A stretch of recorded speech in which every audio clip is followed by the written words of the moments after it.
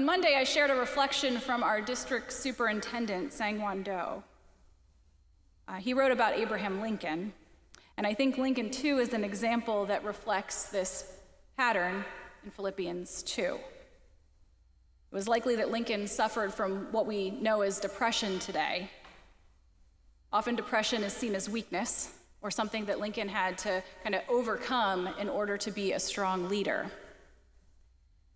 But Reverend Do argues the opposite. He thinks that Lincoln's depression, that his awareness of his own weakness, that his humility about his limits, that all of these things gave him the resilience and the wisdom to lead our nation through a very challenging point in its history. Reverend Do wrote, "Lincoln's story reminds us that true strength often reveals itself through weakness, that reconciliation takes root in humility, and that sometimes the only road to healing is the courage to embrace even our rivals." Lincoln's story follows the pattern of the hymn in Philippians 2. Although he had the power of being the president, he didn't view himself as better than others, but in humility found a path forward that both abolished the evil of slavery and kept the country together. The hymn in Philippians 2 is the lens that Paul offers for perceiving divine reality, for perceiving divine possibility. Philippians 2 expresses the Christian claim that Jesus' death and resurrection is a reflection of divine reality, of divine possibility, and that through our faith in Jesus, our story, our narrative can follow this shape too. So now, a chance to apply this to your life.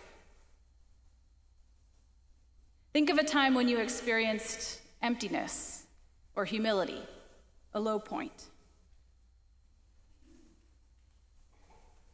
And think of a way that grace showed up for you in that time, how God was present to you, how you experienced the pattern of life, death, and resurrection, of emptiness and fullness.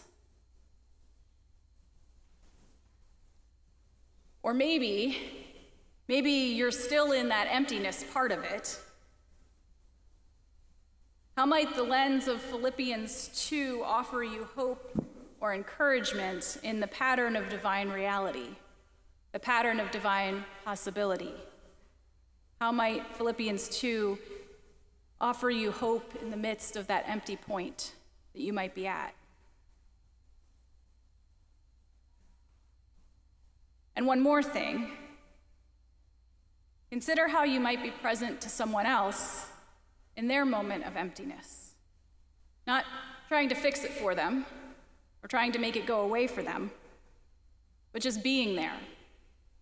Because in being there, maybe that person can experience just a little bit more of God's fullness, a little more of God's grace, can experience God's presence through you in that low point.